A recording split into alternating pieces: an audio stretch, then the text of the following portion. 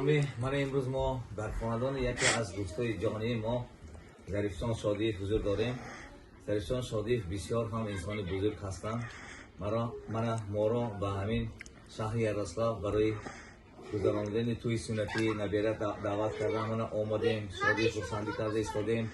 در خاندان شادیف البته خیلی شاد هستیم که در خاندان شما روز خرسندی است.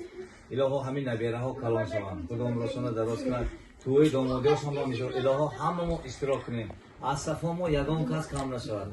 من بعضی ها دوست هست در آدم، دشمن هست، بعضی ها همچنین گپ‌های میبرند که بارلی گویا در با یگان سبب گویا از دنیا گذشته باشند.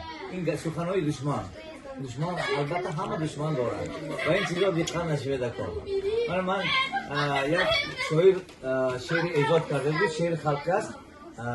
همین شعر با آهنگ بسته بودیم، همین شعر رو من برای شما می‌سپارم. من میمیرم شاد شود دشمنی من، غمناک شود ای دوستی من، همدمی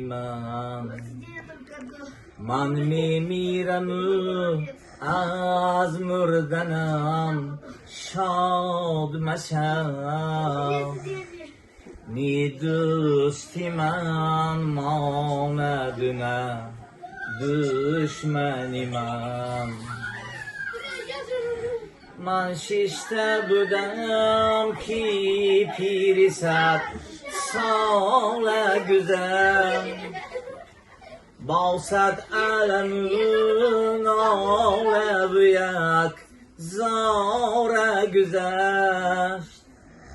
گفتم پدرا چی داری در دل، گفتا علما حیفی جوانی بیگذشت.